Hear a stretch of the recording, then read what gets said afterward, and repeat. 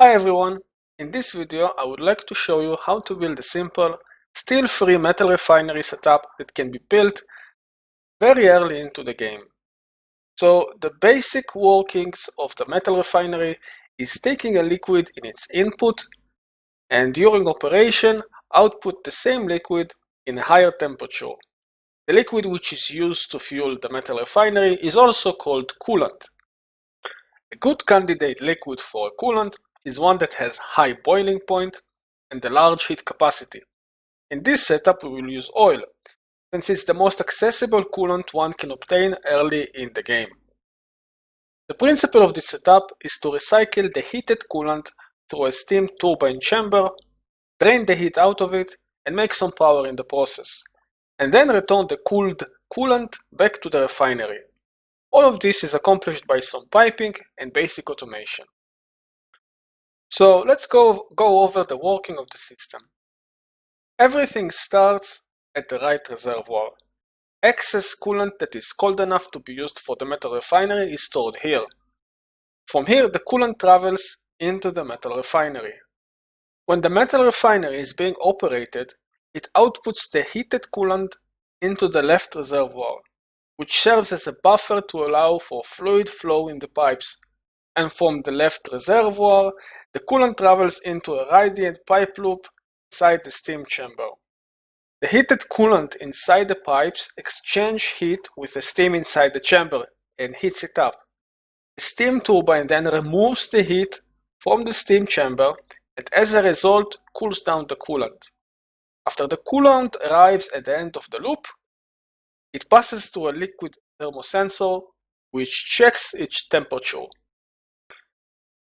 If the coolant temperature is above 175 degrees Celsius, the sensor outputs green to a liquid shutoff valve which opens and sends the coolant back into another run through the steam chamber. However, if the coolant temperature is below 175 degrees, then the sensor outputs red.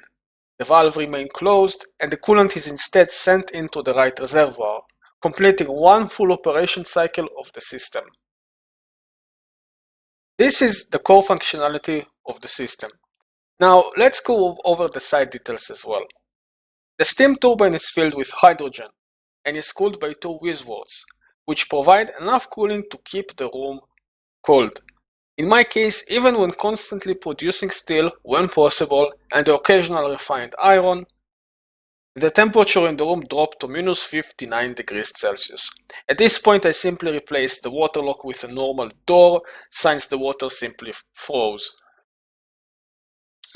The oil inside the steam chamber can be ignored. It was previously used because there was a heat deletion bug with the steam turbine, but Clay fixed that, so there is no need to put any oil here, just pure water.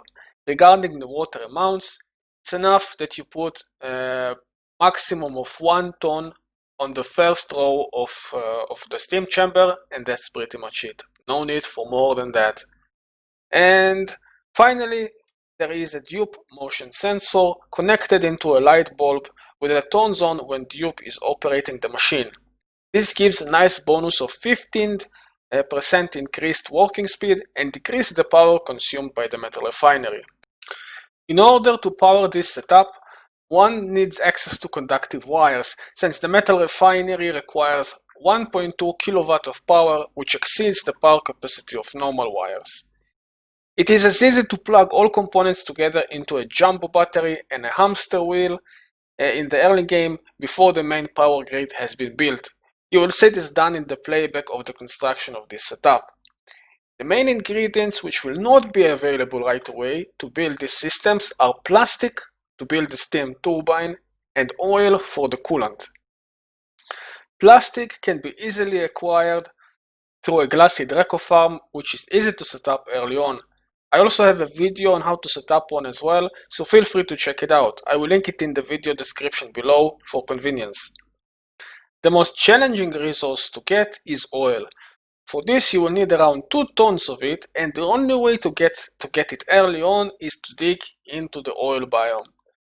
Since you won't have access to build a steel pump and pump it out, it's better to build a manual pipe made out of ceramic to withstand the high temperature of the oil biome.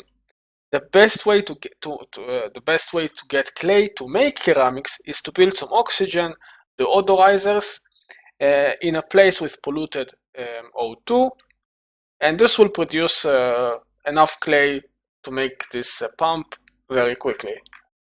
The pumped oil can be delivered to a makeshift pit with a pump made out of iron and plug it directly into the piping of the metal refinery. During the process, the pump will get damaged because the oil will be too hot and it will need to be repaired. But since only a small amount of oil is needed to get the system going, this will be a very short inconvenience. Once all the oil has been delivered, the pump and the makeshift pit can be safely dismantled. I'm going to take this opportunity as well and show you how the power system looks like when it is built in the early game, when there is no power grid set up. This is pretty much the entire power system. All components are plugged into a single conductive wire and fed by a manual generator and jumbo battery. Any excess power made by the steam turbine is stored inside this battery. Finally, like I said previously, it is sufficient to fill only the first row of the steam chamber with water, and setting on the thermosensor is set to above 175 degrees. And that's pretty much it.